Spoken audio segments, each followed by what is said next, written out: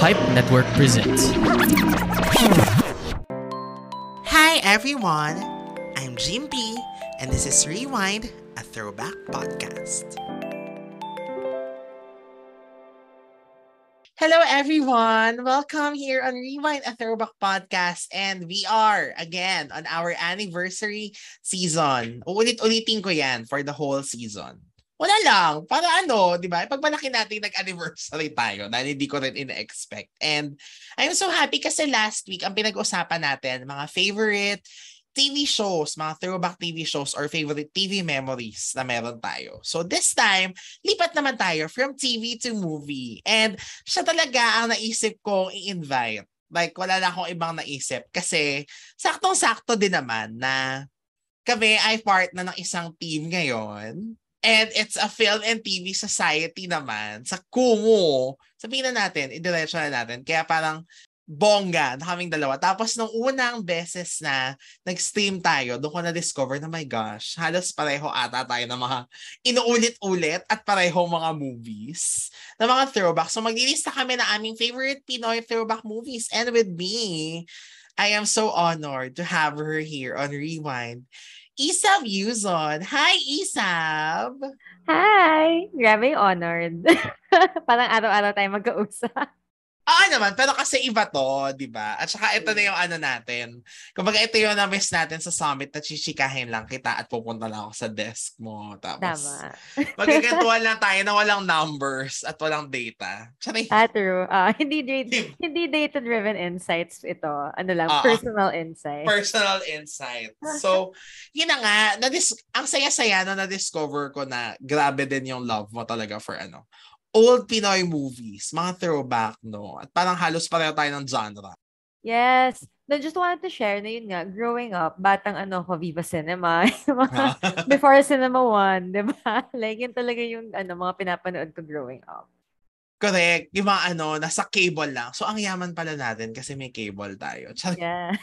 Merong privilege na Hindi naman mayaman. Pero ibig sabihin, na privilege ang namin. Cable TV, ganon. Kasi merong Viva Cinema, merong PBO, may Cinema One, di ba? Yes. Na nauulit-ulit. Pero, if you can recall, ano ang unang movie na napanood mo talaga sa sinehan? Alam mo, actually, no isang araw ko pa, syempre may pag-hide questions. So, isang araw ko pa din iniisip yon. And I'm trying to remember if it was Kadenang Bulaklak or Muling Umawit ang Puso. So, one of those two, definitely. Hindi ka lang batang Viva Cinema. Batang Viva ka talaga. Kasi grabe. Yun din, kahit sa sinihan, yan yung napanood mo. Pero, oh my God, nag-umpisa na tayo agad, no? Sa mga paborito nating movies na inuulit-ulit. Kasi, Kadenang Bulaklak, tsaka Muling Umawit ang Puso. So, favorite mo si Donna? Well, cousin ko siya. So, oo nga naman. So parang growing up, full support talaga. Cousin and talagang close yung parents namin. So even yung mga shooting niya sometimes, bumibisita kami. So that's why din talagang I loved the industry growing up. Kasi at a young age, parang, alam mo yun, nakita ko na yung parang, not just yung glitz and glamour, but pati yung behind the scenes, yung mga taping, ganon. And then yun nga, parang we'd watch talaga all her films. And yun nga, dun ako naging fan ni Regine and Mikey. So, talagang naging siya, it opened the world for me. And yun nga, at home naman, nakasanayan ko na rin to watch nga Pinoy movies din at home. But yeah, yun talaga yung nag-start nga. Those two movies. Ang galing naman. Pareho kasi nandun si Donna, di ba? Ang ganda, ang saya. Kasi yung Kadenang Bulaklak, parang yan yung isa sa mga una-una niya, di ba? Na long hair pa siya dyan. Yes. And yun nga, parang ang dami nila ang ganda ng cast din nun eh. Parang, si Angelo ba ang nandun? Yes. Vina. And si Vina, yes. And Ana Roses. Carbonell ang apelido ko. Di ba? Yun yung my gosh. So, galing naman. So, alam mo pareho nating yan. I think dito sa Pinoy throwback movies. Kasi, kung ikaw, pinsan mo si Donna at naging eye-opener siya sa'yo. Ako naman, favorite ko si Donna growing up. Yes, really. Anong first film niya na pinanood mo? I think Doremi. Doremi talaga. Hindi yun yung una kong movie na napanood sa siyan kasi bata pa ako nung Doremi. Pero Kasi nga, thanks to Viva Cinema, to PBO, so dyan ulit-ulit, di ba? So, simula nung Oo. Doremi talaga, doon ko siya, to think na last movie pa ata ni Donna yung Doremi, di ba? Pero, kasi ang cute-cute niya doon, di ba? Tapos hanggang sa yung ate ko, tinuro sa akin yung mga kadenang bulaklak, yan, muling umawit Yes. ang puso, tsaka, ano pa Habang ba may yung isa? Habang may buhay. buhay. Oo. Tapos, 2009 yon, sobrang inuulit-ulit sa Viva Cinema. Yung parang doon ulit nagkaroon ng Viva Cinema. Tapos lagi may Donna Cruz block. Parang di ba every month may featured artist. So Oo, parang nung oo. time na yon, I think si Donna yung featured. So talagang pinanood ko ng bongga dahil tanging ikaw. Ano pa? Yes. Fave ko Yan yan. nga, May love habang may buhay. notes. Ay, Yung yeah, with with Zhao. Kimby. Ay, Ay, Hojao. sorry. Kimpi pala, Kimpi. Oo, tama. Mhm. Inquire sila. Yes. Yeah. Tsaka yung ano, meron pa sila isa ni Kimpi, di ba? Yung Okay Si Mami with Alice Dixon. Na yun naman. Oo. Medyo mas malalim na yun. Tsaka ano, kung drama, Pangako ng Kahapon. Ay, yes. Yung siya yung bunso. Oo. Di ba? Oh Na my very, gosh. Ang ang dami nga saya, pala di ba? talaga. Oo. Ang hindi ko lang pinanood sa kanya yung mga action. Yung mga with Oo. Bong. Yes. Meron nga siya with Bong. Although cute yun kasi yung role niya doon parang artist, parang singer eh. Ay, Sikat na yeah. singer. Oo. So cute din kasi parang ganun siya. Parang real life talaga. Well, hindi Oo. real life kasi action nga. Pero I mean yung character niya. Oo. Yung mean yung character niya. Ang ganda nun na galing. Ang liit ng mundo. Pinsan mo pala si Donna. Yes, flower girl ako ng wedding niya. Mhm. Ang Uy, so cute ibig ko. sabihin, nung kinasal si... nung kinasal si Donna, edi wala na din. Kasi, Ang di bilis, no? ba, Oo, oo. 21. I think she was pretty young when she got married. 21 years old yata siya noon. And then, she moved na to Cebu right away. Oo, so di na siya nag-showbiz. Oo. Pero nag-release pa siya ng albums a few um, years later. Parang she released an Oo. album when she got pregnant. So, was music. Which I think naman Oo. talaga was her first love. Oo. Yeah. Oo, kasi singer naman talaga si Donna, di Oo, ba? bagong kampiyon yung parang nag-launch ng career niya. Oh. Yes, Mhm. oo. In fairness sa'yo, well-versed ka sa pinsan mo, na pag naano mo ang journey niya. Pero, ako, ang first movie talaga na napanood ko, actually malayo na eh. Hindi na yung mga Alin? 90s. Napaka-terrifying. Bahay ni Lola. Ay, yes, oo nga. MMFF. My Bahay ni Lola gosh. 1. Oo. Oo, yung 2. At saka yung sing-sing ni Lola. Eh, di ba si Kay nandun sa sa 2 ata? Oo. Sorry kay Kay. Pero hindi na kasi yan horror. Hindi na kasi nakakatakot. Di ba parang naging joke-joke na yung role ni Gloria Romero dyan. Unlike nung sa 1, yung ang scary niya talaga. Ewan ko, baka bata lang ako noon kaya natakot ako. Pero, But there's something about Pinoy horror. Feeling ko kasi pag US or a different country, parang ang layo. Pag Pinoy horror kasi, dahil nga Pinoy, kamukha mo yung mga nasa screen, mas nakakatakot siya for me. oo, same. Ako rin, hindi ako masyadong natatakot sa foreign na mga horror movies. Mas takot ako talaga yung mga dito. Tas, the more practical effects, the more na nakakatakot for me. Pag CGI, wala na. Ang boring na sa akin. Oo, ang fake. Pero pag prosthetics, ganyan. Oo. Tas yung kunyari, lumulutang ka pero wala kang glowing effect. Yun, mas Yes. nakakatakot yun for me. O wag na tayo mag-horror. Charot. Halloween. Oo. Pag Halloween special ka na lang. Yeah. Pero, ano usually ikaw, Isab, ang favorite genre na pinapanood mo? Actually, ano talaga ako eh. I like barkada films. I think na-mention ko yun sa'yo before. I like mga coming of age. But hindi naman kailangan teen. Um, any films talaga that feature friendships, I super love. Kasi nga mahilig ako sa mga ensemble. Hindi ako I still like mga rom-coms. Pero, even with rom-coms or like mga drama, mas gusto ko kapag big cast. Usually, or parang pag sobrang entertaining nung supporting, ganon. Ayoko nang yun nga, yung parang sobrang nakafixate ka sa dalawang tao lang, ganon. Like yung mga One More Chance, kaya ako siya na-enjoy kasi may barkada sila.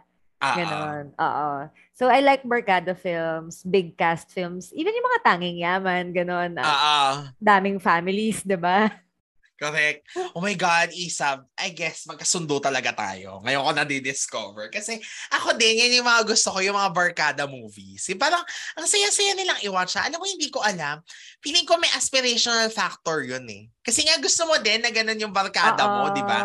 Like, Oo. kunyari, yung TGIS na movie, parang forever, ano yan, bucket list ko, yung pupunta kami sa island, tapos wala kaming ka-idea kung ano yung mga nangyayari. Parang ganun. True. Or ano, trip. Sobrang love ko yung Ay, yeah, trip. oo. 'Di ba yung mga ganyan? And even Doremi kasi 'di ba sila din meron True. meron Oo, silang ano barkada. na And, nag-travel sila. oo. Tsaka town. Parang, yun nga, barkada and then nag-develop ng relationships in that small town. Yes. Oo. O yun ang mga usual tropes na mga na mga barkada movies. So ito na. Dumiretso na tayo sa listahan at mag-exchange na tayo ng memories natin at mga paborito. Bakit yan ang ating binabalik-balikan na mga movies. So ikaw, Isab, if there is that number one movie on your list na parang ayoko ng bago today. Gusto ko something familiar. Something na pag gusto ko mag-ulit, ito yung isa sa mga, kung hindi siya yung top, isa sa mga unang pumapasok sa isip ko. Actually, well, okay. Maybe recently, hindi siya sobrang luma kasi. Pero as a Kathniel fan kasi, um, parang binabalikan ko talaga yung mga Catherine. She's dating a gangster, mga ganon. Yun yung mga parang recently na throwback na pinapanood ko. Although pag throwback talaga, actually Doremi kasi talaga for me is like my favorite. Even the soundtrack di ba? I can Ah, live. Alam mo yon, it's experience talaga siya. It brings you back. mhm. My gosh, pareho tayo. Ako rin, Doremi is number one on my list na kung tatanungin ako ng all-time favorite movie, number one, Doremi. I love it! As in, yung parang yan yung kaya kong panoorin uli na pag pinalabas yan sa PBO, sa Cinema One, kahit anong part na, titigil na ako, hindi na ako lilipat ng channel. Doremi na yung papanoorin ko. Ano ba ang meron sa Doremi? 'Di ba? I think grabe lang talaga din yung chem. Kasi 'di ba until now, like even recently, a few years ago, nag-reunion yung Doremi sa concert ni Regine. And Ah, parang, yun nga grabe talaga yung chemistry nila. And for the friendship to really last all these years, then for sure talaga na may, alam mo yun, malakas yung foundation niya. Although, maybe another friend movie na ako rin, I'll never get tired of watching, Jologs. oh yeah. Ay, alam mo yan ang hindi ko pa na watch ng buo. Ay, really? Oo. So ano bang Mahilig kwento ng Jologs? ano kasi siya, intertwined stories. Parang may segments sila. So, hindi siya parang, I mean, it's all connected naman in one way or another. Parang in a span of a day lang yata siya eh. Pero, yun nga, gusto ko siya kasi ang laki ng cast, and then may iba-iba, may love story, may, mga basta iba-ibang conflict sila. Tapos, bentang-benta kasi sa akin dun si Asunta. Si Asunta Ay, De oh my Rossi. God. Oo, napanood ko yung eksena niya doon ng clip. Yes, oo. So, sobrang benta niya sa akin for me. Parang dun ko na-realize na strong performer din pala talaga. Yes. Hindi Oo. naman sa dinadoubt ko before. Pero, yun nga, parang mahilig talaga ako sa mga funny actors. Like, yun Oo. talaga yung parang mga nagiging favorite ko. So, yun. I really like Jologs. And si Asunta yung parang stand out sa akin doon. Eh kasi si Asunta hindi naman nabibigyan talaga ng mga sobrang standout na roles before that movie, di ba? Like parang always support lang siya or Or drama. medyo Parang mas mas drama drama. yata, no? Oo. Oo. Di ba? Kaya familiar yung scene, yung mga blank kayong lahat. Di ko alam kung pwede banggitin dito. Ah, Kasi, na-realize ko, kasi nung college kami, ang play na, kasama yon sa requirements namin na may major play sa theater. Tapos ang play namin, tao isang tagulaylay. Tapos merong line doon. Kasi parang imi-meet nung tao yung Seven Deadly Sins. Tapos si Anger, yun yung line niya. Na sabihin mo sa kanila, mga blank kayong lahat. So, doon pala galing yon. So, parang na-amaze ako na, yes. okay. So, dito pala dinerive yon kay Asunta De Rossi. Tapos, nung pinanood ko siya, tawan-tawa ka na, oh my God, ganito pala yung konteksto nitong eksenang Oo. to. Ang lutong eh. Oo. Uy, pero babalik tayo sa Doremi, ano? Wow, Doremi talaga, di ba? Yes. Sige, unahin na muna natin. In case na hindi sila familiar sa kwento ng Doremi, so ito ay tatlong girls. Si Donette, si Reggie, at si Mickey. So kilala niyo naman na siguro kung sino yung Donette, Reggie, at Mickey, di ba? Parang napakahirap namang i-identify kung sino ka na Donna, Regine, at Mikey yon. Tapos, tama ako, di ba? Si Regine at si Mikey, sila yung nasa group talaga. Tapos yung Do nila umalis. So naghanap sila ng bagong Do. So dumating doon si Donette na napaka-arte, na hindi alam ko anong gusto sa buhay. Pero Sa nalaman niya sosyalan, na, sanay sa sosyalan, gano'n. yes. Tapos na-realize niya gusto niya kumanta. Pero at the end of the story, na-realize na meron pala sila mga totoong purpose na gustong i-fulfill in life.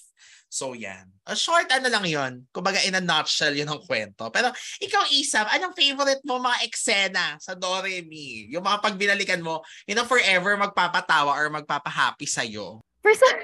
For some reason, ang lagi kong naalala, yung nasiraan sila.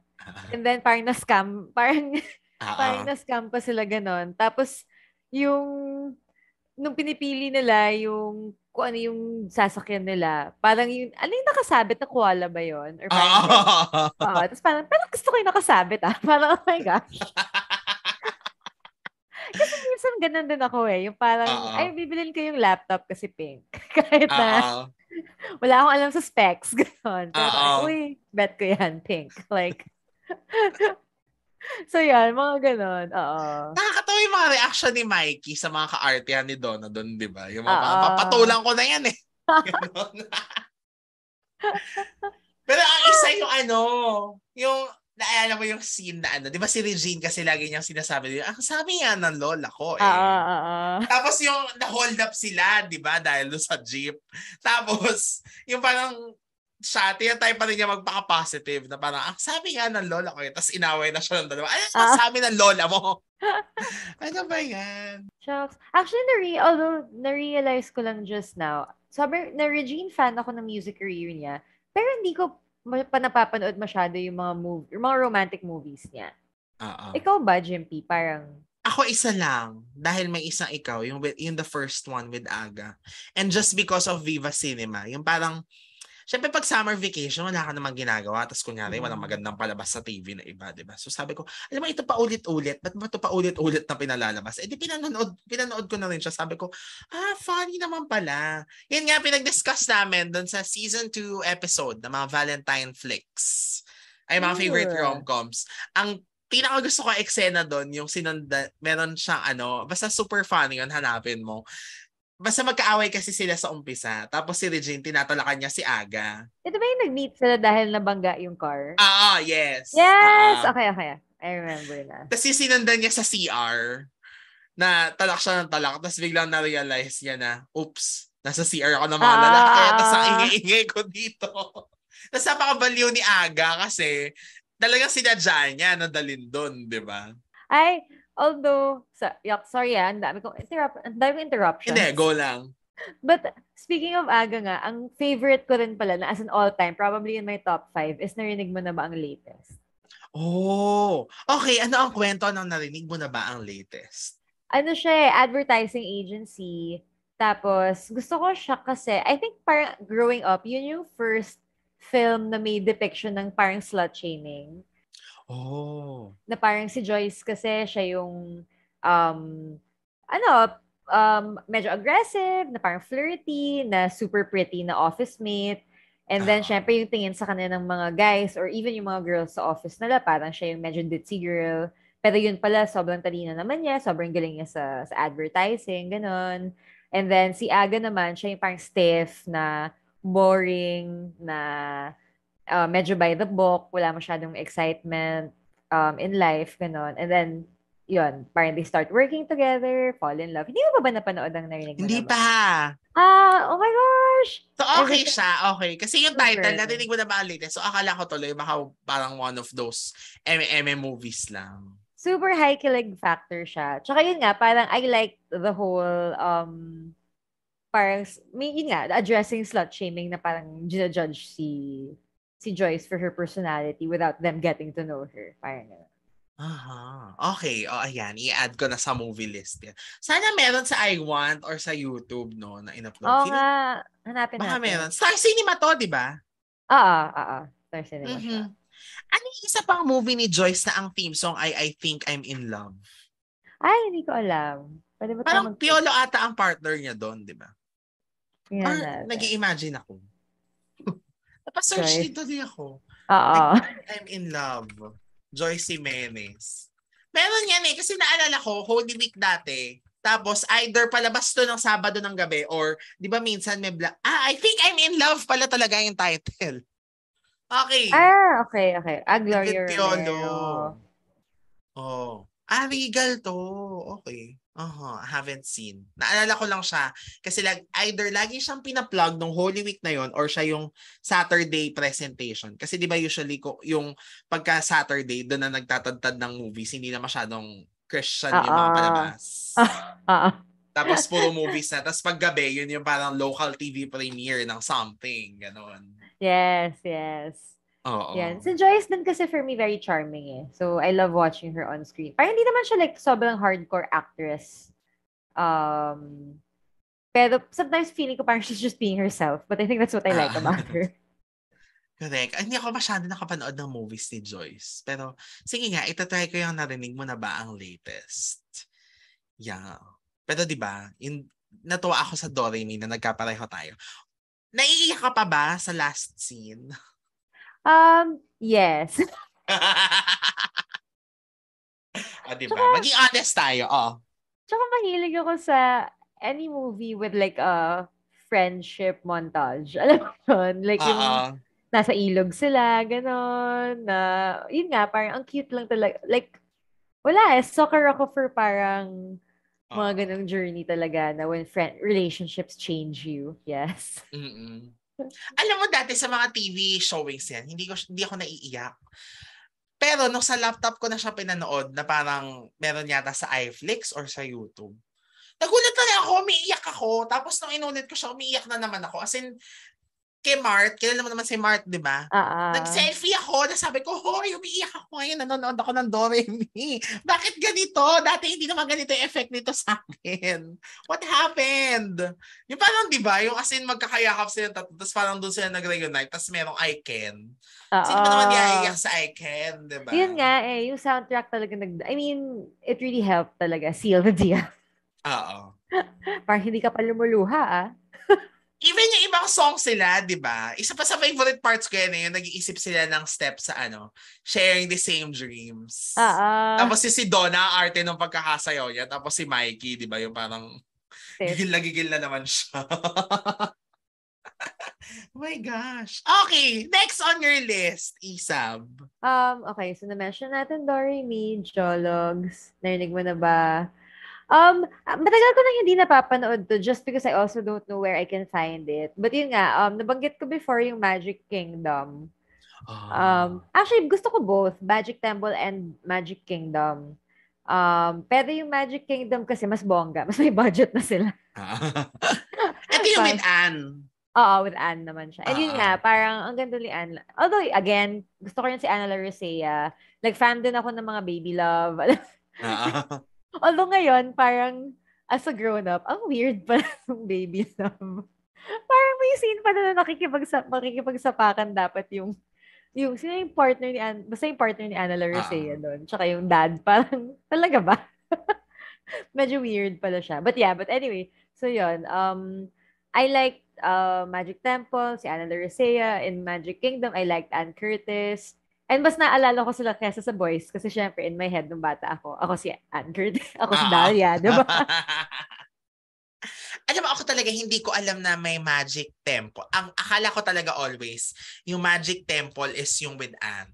Tapos hindi ko alam na Magic Kingdom yung title nun. Kasi yun lang yung movie na napanood ko, hindi pa nga kompleto eh. Kasi sa TV showing ko na lang din yan nakita. Parang naabutan ko na lang siya one morning na ipinapalabas sa Viva Cinema. Parang ganun. Tapos yung part na was nakidnap na si Dahlia. Tapos nandun na si Mark Hill. Tama si Mark Hill yung bad doon, di ba? Yes. Tapos nilalabanan na nila kung sino yung guys. Ano ba yun? Nakalimutan ko din yung mga names. Sorry po. May scene pa kasi doon na parang Kasi nga princess si Dahlia, ganon. Tapos, pinapagwalis siya. Tapos parang cute pa ni Anne, parang kinuha niya yung walis. Tapos, ganito ba? Tapos parang nakahiga yung walis. Tapos parang, ang Anne. Like, Ah.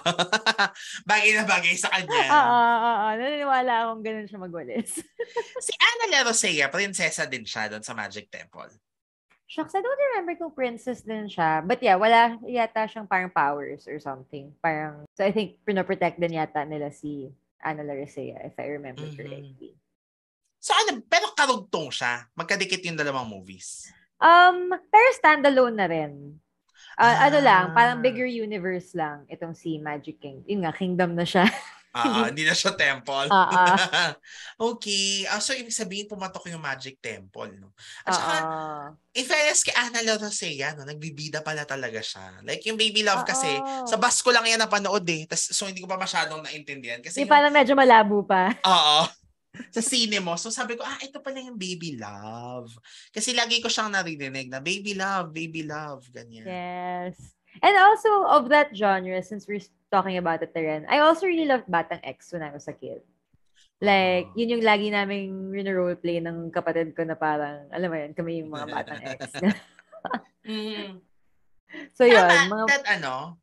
Yan yung with Patrick, di ba?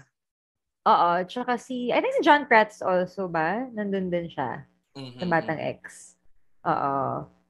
Actually, yung Prats, yung mga Camille Prats movies, ayan, gusto ko rin yun. As in, mga Princess Sarah, or yung isa na ang Pulubi at ang Prinsesa. Yan, yun. Ang Pulubi at ang Prinsesa. Na na kumain sila sa fancy restaurant. Tapos humingi ng tuyo si Rosalie. Oo. Tapos si Ate Malunggay, si Charmaine Arnaiz, di ba yan yun? Yung Ate Malunggay yung name niya. Tapos, siya ba yung kumupkup? Kaila Camille, ganyan. Tapos, yun nga, si Angelica Mayaman. O ibang movie yung sinasabi. Hindi, ito yung Ang Pulubi at ang Prinsesa. Tapos yun, di ba, yung yung merong, di ba nag-viral yan nung kailan? Yung parang screen cap na yung pinagsabihan ni Rosalie I forgot anong pangalan ni Angelica. Basta si Angelica yung mayaman.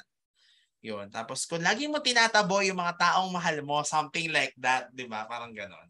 Hindi, wait, yun nga yata yun. Si Angelica nga pala yung rich girl doon, correct? Napagbaliktad ko sila. Kasi si Sarah ang munting prinsesa, si Angelica si Becky. Pero ang best Camille Prats movie for me, pa rin talaga, Hiling. Ay, hindi ko napanood yun. Ang kasama na yan dyan, mga Marinela kids, si Shaina, tsaka si Serena. Tapos yan yung, very Midas touch. Pero siya, kapag humiling ka kay Camille, parang binigyan ng power si Camille Prats. Pagka humiling ka sa kanya, pag nahawakan ka niya, whether aksidente or sinadya, matutupad bigla yung hiling. Tapos, parang siya, be contented with what you have. Kasi parang, pagka natupad niya, apparently, exaggerated pala yung powers na yun. Like, kunyari, tinupad niya yung wish ng lola niya na lumago yung plants.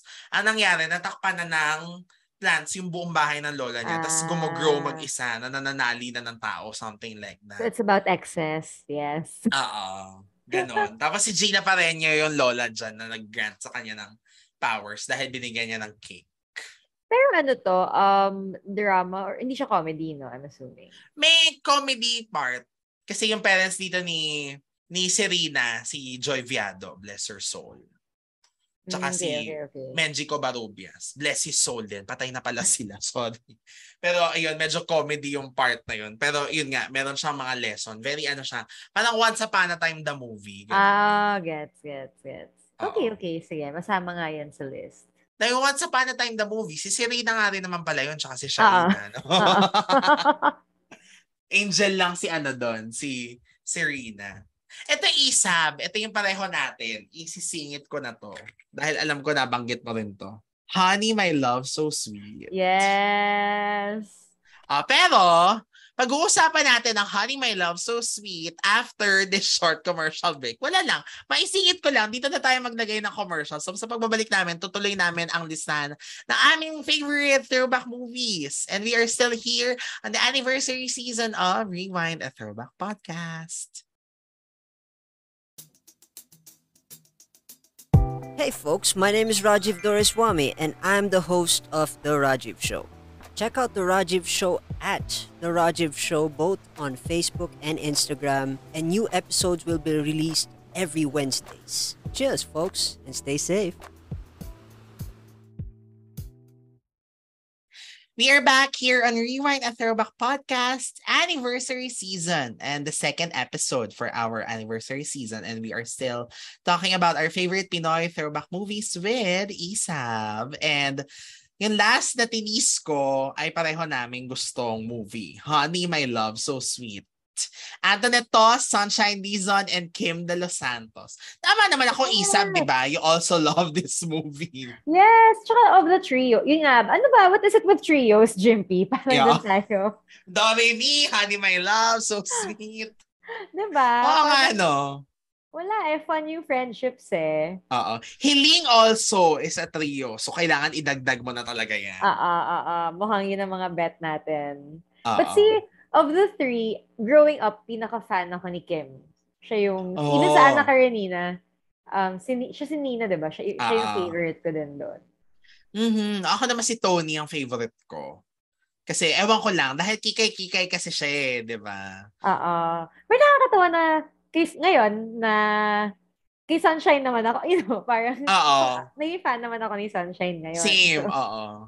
Correct. Kasi naman ng Ate Shine talagang hanggang nag-shine. Oo, 'di ba? At sa kanilang tatlo, siya talaga yung naiwan. Ang ganda niyan kasi meron akong napanood dati na interview na parang ang director nila sa Ana Karenina, si Hil Tejada. Sinabihan daw si Ate Shine na, alam mo, nararamdaman ko na parang ikaw yung maiiwan. And then true enough, siya nga yung 'di ba, naiwan. So, good for her. But for Honey, My Love, So Sweet, ang gaganda kasi ng tatlong characters nila, 'di ba? Yung alam mo yung iba-iba din talaga, pati yung dynamics ng love story. At ang laki din ng cast. Parang tawang-tawa na ang cute na andun si Anne, si Maui Taylor, and sino yung Aiza Marquez. Ang cute din kasi na parang may little version sila. Si Katya, yung maldita, 'di ba? There's something about her talaga. Love na love ko siya sa mga ganung role eh. Si Katya. Ay, kasi sa Ana Karenina, siya rin yung kontrabida, di ba? Oo nga si Carla. Oo. Oh my gosh. Pero ano, gusto mong eksena or naaalala mo sa Honey, My Love, So Sweet that you loved the most? Naalala ko lang din na parang nagkaroon pa sila ng parang ritual burning. Like very teenager, di ba? Yung pagka na parang mag-swear off ka. Tapos kailangan talaga may physical representation ng iyong hate. Tapos susunugin.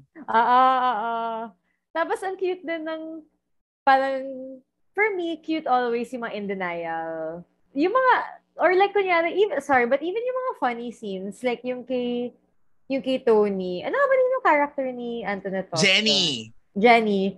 Yung parang tinatanong siya sa library, ano bang favorite mo? Parang romance, kanyan? Murder.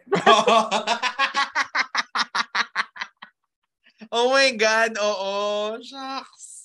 Cute eh. I love angry girls. Tapos sinapak niya di ba? Sa dulo. Oh my gosh. So cute for me, na very teen ang yung characters nga nila. Hindi yung parang high school, pero sobrang mature ng mga actions. Oo. Correct. Kasi hindi ka naman mananapak ngayon, di ba? Sa library. Tingnan natin. Oo. Pero ako ang isa sa favorite parts ko dyan, yung nagpanggap si Sunshine tsaka si Kim na aksidente para pumunta si Antoinette, tapos magbati-bati na sila. Tapos bigla silang nag-anuhan na, yay, bati-bati na. Sabi na, niloloko niya naman ako. Pero di ba, wala na rin siyang choice na nakipagbati na rin siya. Super cute lang. Yan yung alam mo, feeling ko totoo siyang aspirational kasi yan din yung mga nai-imagine ko dati na pag kunyari magkakaaway kami ng friends ko. Yung parang feeling ko ganyan yung cute na mga reconciliation, na may mga arte-arte, di ba? Ba yun? Ano nga ba yung scene na shoot? Naalala ko may restaurant scene sa Tia Maria's. Ang luma lang. Anong scene yung ba yun? Blind date yata. Na dapat may blind date si Antoinette. Tapos, ibang guy dapat. Pero, dahil nasiraan yung guy, nagpa-sub siya. Tapos si Ding Dong bigla yung dumating. Yes. Gusto ko na yung location ay very iconic. Nakamiss ng Ah, Tia Maria's. Tia Maria's. Correct. Oh my gosh. Oh, yun yung laging ginagamit dati, di ba? Na parang pag Ah. magre-restaurant, ganyan. Tsaka cute din yung Yeah. mga outfits nila from that movie. Yeah. Parang Oo. very of the time. Oo. Yung, di ba, laging ganun sila. Yung, alam mo, yun nga yung naaliw ko kasi parang nung high school, hindi ko naman na-experience yan. Yung magmo-mall after ng school, tapos talagang mag-change outfit na hindi mga naka-uniform, kundi mga ano. Tapos yung mag-a-amusement park after Yes. school. Parang, wow, ang dami nilang time. Although kami gawain namin yan. Kasi nga parang dati Gale was like the place to be. And Oh, then yeah. yun, parang lalo na pag kunyari yung mga last day ng before Christmas break, gano'n. Yung Oo. parang magmamall kami tapos 16 kami. I mean, Ay, yeah, 16 oo. girls. Sa amin din, oo, ginagawa naman namin pag Christmas party. Sa amin naman, Mall of Asia na. Ay, Yun yung wow. parang ano, kasi ang malapit sa amin dati, SM South Mall. So parang yun yung pag Sabado, magkikita-kita kayo, doon na. So kapag ka ano, dahil Christmas party, celebration siya. So tara, punta tayong MOA. Ganon. Yun yung parang in na in nung time na yun, na parang pag na-achieve mo yung MOA, Cool ay, ka. okay na, cool na. Oo, hindi natin alam, may Glorieta pala, may ganon. So malayo na pala yun. Bilang ano, di ba, living in the South. Saan ka ba dati nakatira? Ano ako QC, STC, grade school to high school. Lee Plaza. Ah, oo. Oo. Kaya ano, talagang sa gali ang ano. Actually, malayo pa nga yung Gale eh. Well, Pero, yeah, oo. yun lang din yung parang maraming people from other schools, ganon. And yun kasi yung parang may Dreamscape ba yun? Yung parang arcade slash, hindi yung amusement park, like may roller, alam mo yun, may Oo. neoprint. Like neoprint ka pa ba, Jimpy? Parang ano, oh. Di ba meron pa? Yung parang Ito ba tiny yung, stickers, oo. na pictures niyo. Parang, well, hindi kami nagganon. Kasi Tronix na yung ano, nagpapapicture kami. Pero always kung ano yan, gustong-gusto kong gawin yan. So, nung nagka-time zone, magpapapicture kami sa photo booth. Kaya lang, wala na yung mga stickers. Okay. Yeah. Nag-evolve nga siya. Nag-evolve na, oo. And uso na naman sa amin yung mga studio pics nga in high school. Parang, kahit na same naka-uniform kayo, parang yun lang din naman yung itsura. Pero pa-post ka ng gano'n. Yes. Diba? My gosh, ano ba yan? Just ko, Honey My Love, so sweet. So, naging ano yan siguro, no? Yung kumbaga, teen yung batch nila talaga, yung parang kung teenager ka nung time na yun, yun yung medyo susundan It mo. Girls. Correct. Sila It Girls nun. Pero sila ba, hindi sila no? Nagkaroon ba sila na parang TGIS type na medyo light? Or kasi Ana Karenina, heavy family drama kasi yun eh. Nagkaroon ba sila ng, or Honey My Love na, yung parang pinaka... TGIS na movie nila. Oo, parang yun yung parang ganon. Oo. Kasi sila din naman yun eh. Akala ko nga dati, yun na yung TGIS, the movie talaga nila. Kasi di ba pag napansin ko yun eh, pag pinapalabas yung Honey My Love So Sweet, meron nakalagay na the movie sa ilalim. Parang Honey My Love So Sweet, the movie. So kaya ako nagtataka na bakit may the movie? Oo nga, may TV show ba yun? Oo, tas wala. So parang sabi na ate ko, baka kasi yan yung ano nila, TGIS the movie nila. Or Ana Karenina the movie. Pero syempre mas gets na kung TGIS the movie na counterpart kasi kilig-kilig, di ba? Oo. Pero yung kasunod niya napanood mo, yung Kiss Mo Ko. Alam mo, pero hindi ko siya naaalala as much. Naalala ko lang yung Kiss. Yung soundtrack. Yung soundtrack. Kakatahin ko dapat, pero parang yung first, ko palang mali na yung tono. Diba yun? Pero alam mo nakakatawa yun kasi may article recently sa PEP. Dinisown ni Direk J. Altarejos. Tinanggal niya sa filmography niya yung Kiss Mo Ko. Grabe. Pero siya rin nag-direct. Yes, oo. Bakit kaya? Na-curious naman. May sinabi siya eh. Teka, hanapin natin. Natawa lang ako kasi sabi ko, shit, ito yung isa sa mga gusto kong movies mo, Direk J. Just because it's Ding Dong Antoinette and Sunshine Polo. Pero wala na si Kim doon.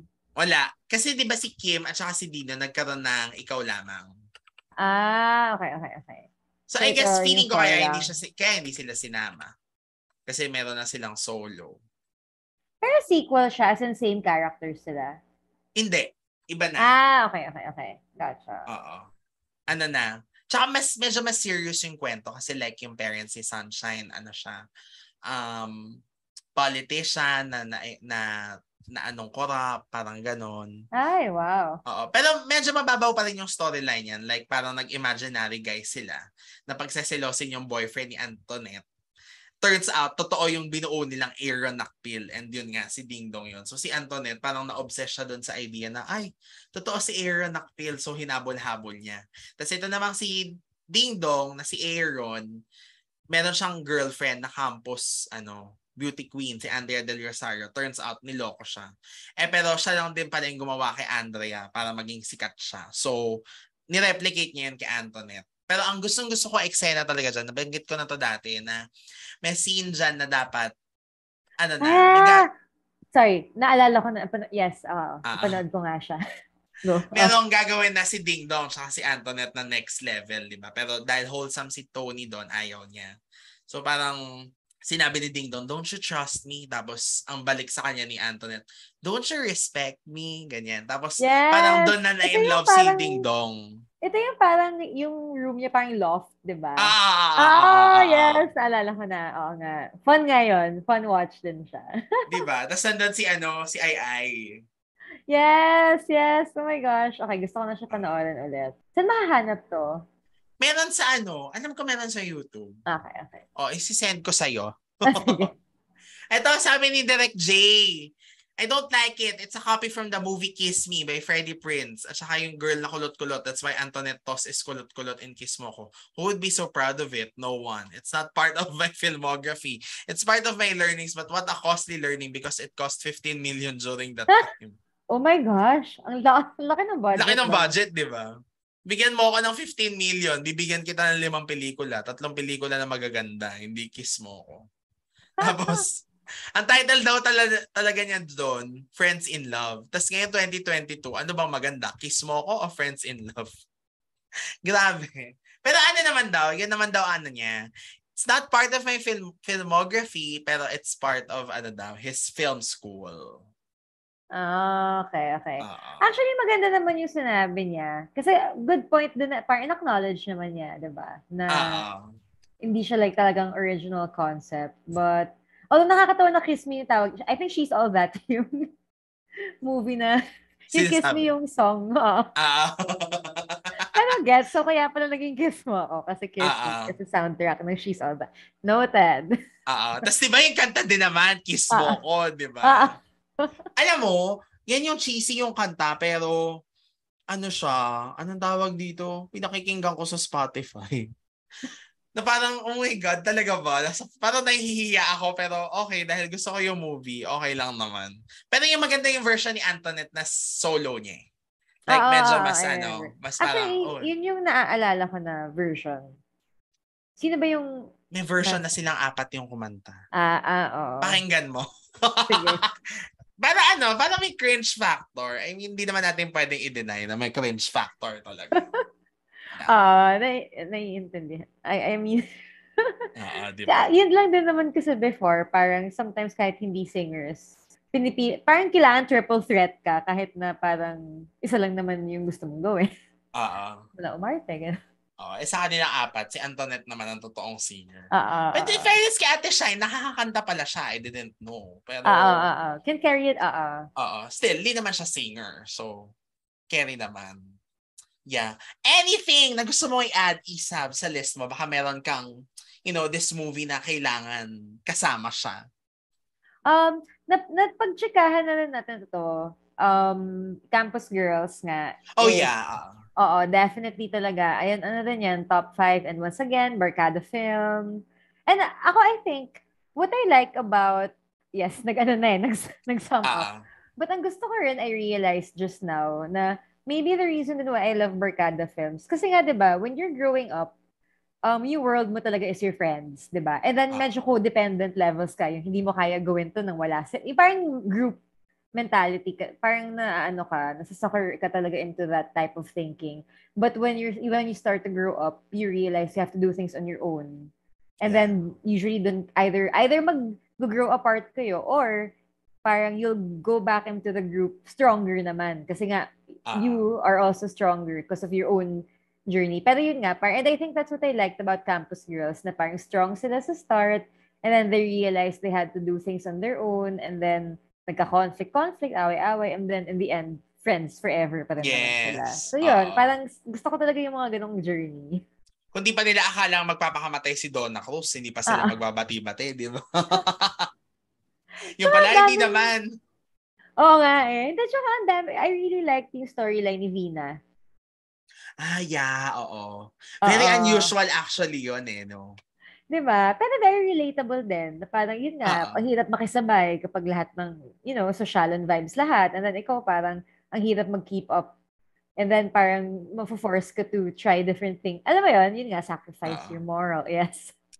Oo. Doon ako na-shock na parang, uy, ang tapang nila din to discuss this na parang ibebenta niya yung sarili niya or makikipagrelasyon siya sa dad nung ano niya, di ba? Oo, di ba?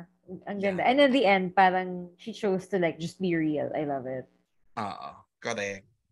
Yeah. Ako naman, basta ang hindi ko lang nabanggit, pero hindi ko na kailangan i-explain ng mabuti. Basta pag Holy Week, meron akong ritual. Kasi nga dyan, nagre-replay ng mga lumang ano. Sorry, Lord, kasama ka naman sa ritual ko, pero pag gabi na resting, basta kailangan mapanood ko ang Mara Clara Mula sa Puso at Esperanza the movie. Hindi ko alam kung bakit. Kasi dati, yan yung mga pinapalabas sa ABS, di ba? Pag Holy Week. So parang feeling ko lang, nare-replicate ko siya. Tapos parang doon ko naiintindihan na, ito nga pala talaga yung mga kwento nitong mga movies na to. Pero yung Healing is a perfect Holy Week movie. For me. Sige nga. Oo. Try natin yan. Dati kasi ang Holy Week ko, Seventh Heaven sa Studio 23. Oh yeah, oo. Correct. Kasama naman talaga yun. Oo. Diba? Na super marathon. My gosh. Pero, diba?